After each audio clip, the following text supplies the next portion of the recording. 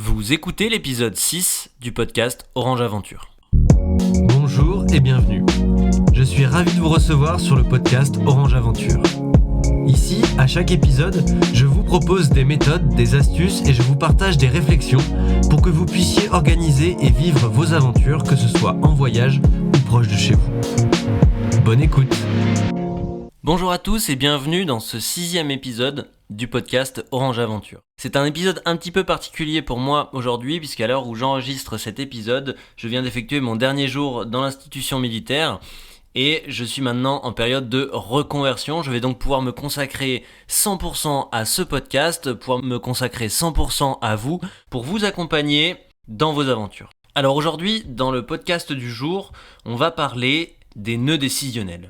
Selon vous, quel est le point commun entre ces trois situations ? Dans la première situation, vous êtes en ascension en alpinisme et arrivé au sommet, c'est le moment de sortir la voile et de redescendre en parapente.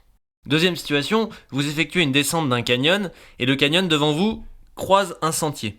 Passé ce sentier, il y a une nouvelle étroiture engagée. Troisième situation, vous effectuez la traversée des Pyrénées en randonnée et arrivé sur un sommet, vous remarquez des nuages menaçants au loin. Plusieurs options s'offrent à vous pour redescendre. Soit vous prenez la ligne de crête, soit vous descendez directement dans la vallée. Eh bien, le point commun de ces trois situations, c'est que vous êtes à un nœud décisionnel, un moment clé. Il y a un choix à faire là, tout de suite, soit ça peut être de continuer, de faire demi-tour, ou de changer de plan. Et le point commun à tous les nœuds décisionnels, c'est que le choix que vous allez faire, il a des conséquences sur la suite. On en a parlé dans l'épisode précédent, l'épisode 5, on a parlé du 3x3 et le dernier moment où on analysait nos trois facteurs, c'était les moments clés. Et le moment clé, c'est ce dont on va voir aujourd'hui, ce dont on va parler. Alors je vous conseille d'écouter cet épisode avant celui-ci pour que vous puissiez un petit peu mieux comprendre de quoi on va parler. Mais si vous avez la flemme de l'écouter, je vais vous le résumer rapidement. En gros, le 3x3, ça consiste à analyser trois facteurs, le facteur météo, terrain et humain, à trois moments différents qui sont la préparation, au départ et à chaque passage clé. Et donc aujourd'hui, on va regarder de plus près ce moment précis, le nœud décisionnel, les passages clés, et on va vous parler d'un outil complémentaire qui s'appelle le TCAP. Alors commençons tout de suite en nous posant la question, qu'est-ce qu'un nœud décisionnel ? Par définition, c'est le moment où les branches d'un arbre décisionnel vont se séparer. C'est utilisé dans les structures algorithmiques, alors que dans l'aventure, c'est un petit peu plus nuancé que ça. Le concept de nœud décisionnel, c'est soit un point du terrain ou soit un moment temps précis où une décision structurante va s'imposer concernant votre orientation, votre stratégie, votre sécurité ou la réalisation de votre objectif. Souvent, les nœuds décisionnels sont identifiables à l'avance, sur une carte ou dans votre plan. Parfois, ils se révèlent sur le terrain. Attention à ne pas confondre avec un passage clé qui, lui, peut se situer souvent juste après le nœud décisionnel. Le nœud décisionnel, c'est précisément l'endroit où le 3x3 prend tout son sens. C'est à ce moment-là qu'on va réévaluer nos trois facteurs pour prendre une décision sur notre situation. Ça va nous servir à savoir si on est encore dans le plan ou si on est en train d'en sortir. L'idée, c'est que si ce nœud décisionnel est identifié en amont, la décision est donc réfléchie. Elle est prise à froid et on a pu réfléchir aux conséquences de chaque choix. Dans notre réflexion, on va mettre des éléments actuels, c'est-à-dire des éléments de la situation du moment. Mais en tout cas, les conséquences, on a pu y réfléchir en amont.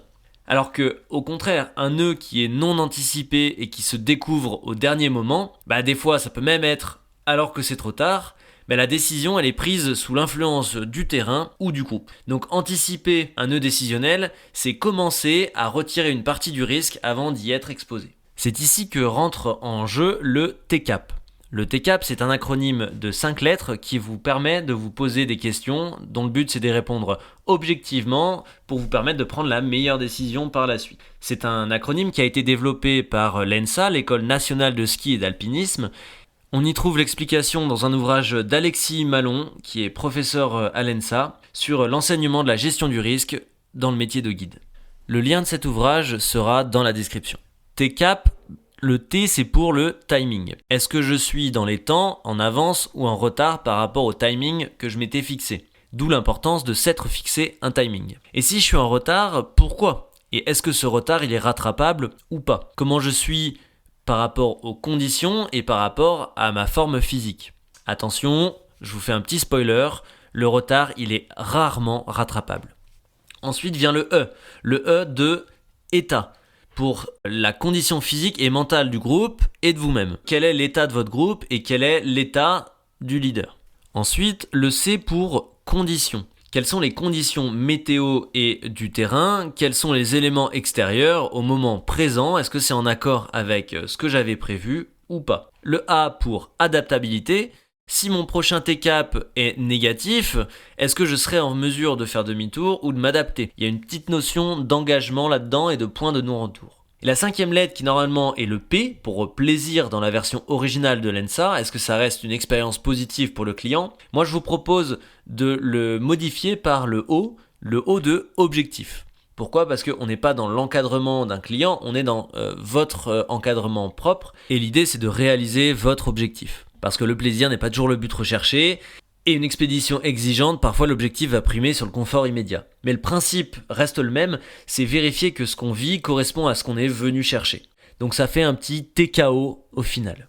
Donc je le répète encore une fois, cet outil ne vient pas de moi et il est utilisé plutôt sur la montagne hivernale, le ski de randonnée. En revanche, je trouve qu'il peut s'adapter à plein de disciplines et à plein de situations dans le voyage d'aventure ou dans l'aventure en général. Je vais maintenant vous donner des exemples concrets dans plusieurs activités, par exemple celle dont j'ai parlé au début du podcast.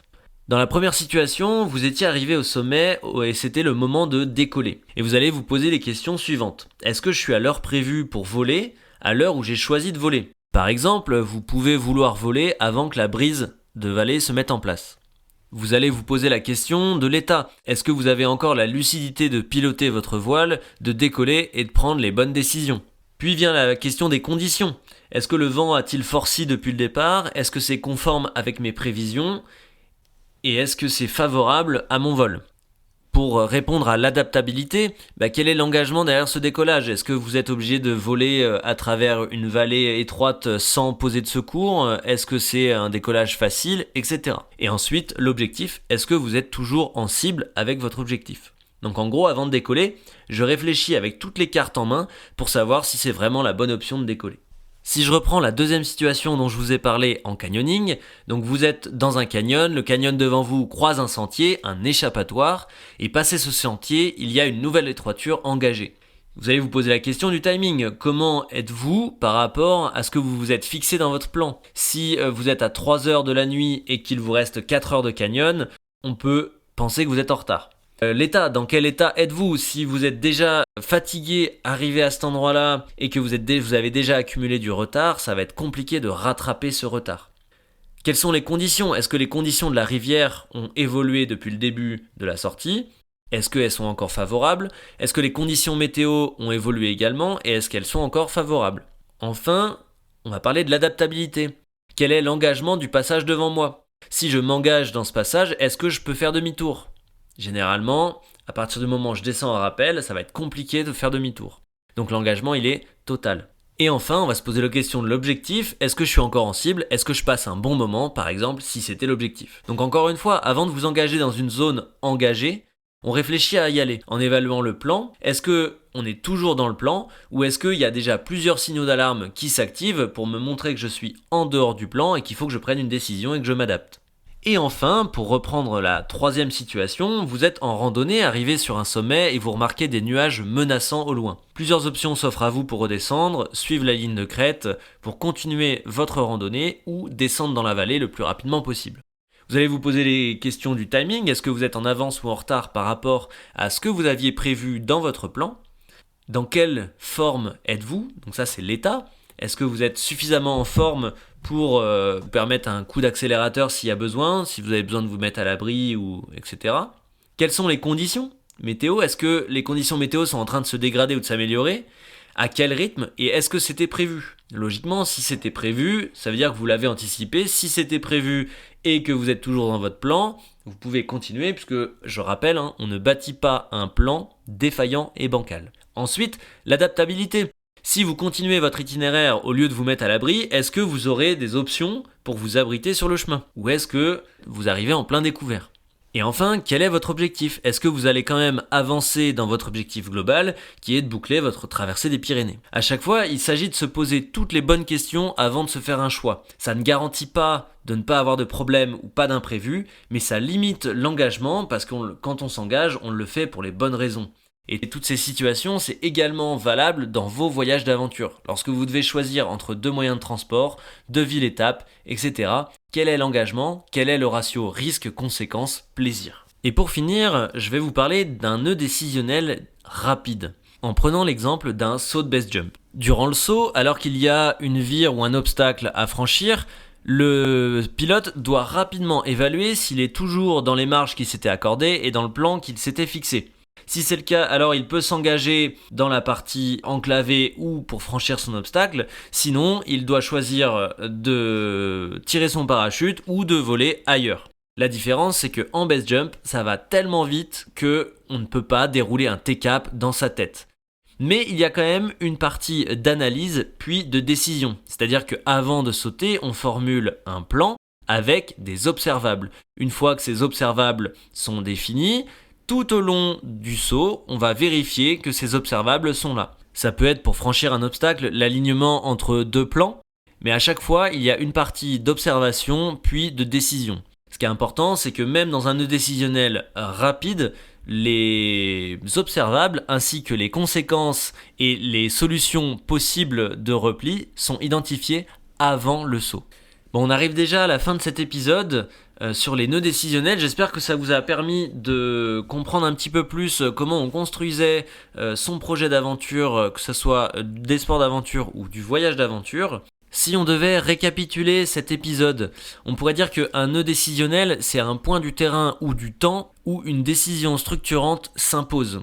C'est le dernier bandeau du 3x3 qu'on a vu à l'épisode 5, où on va réévaluer le facteur humain, le facteur météo et le facteur condition. Le T-cap, ce petit anagramme qui vient de l'ENSA, qui dit timing, état, condition, adaptabilité et plaisir ou objectif si vous l'adaptez, vous permet de ne rien oublier et de vous poser continuellement les bonnes questions. Parce que anticiper les nœuds décisionnels, ça permet de décider avant la pression du terrain ou du groupe et pas pendant.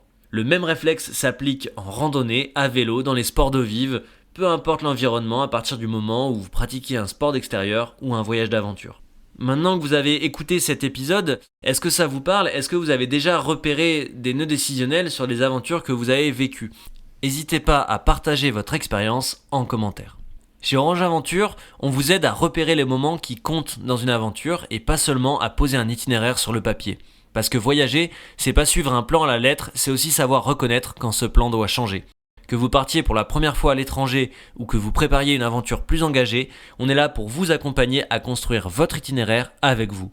Parce qu'un voyage bien préparé, c'est une aventure qui peut vraiment commencer. Je vous invite à partager cet épisode s'il vous a plu et à mettre un avis 5 étoiles sur le podcast, sur la plateforme où vous écoutez, ça aide énormément à être référencé.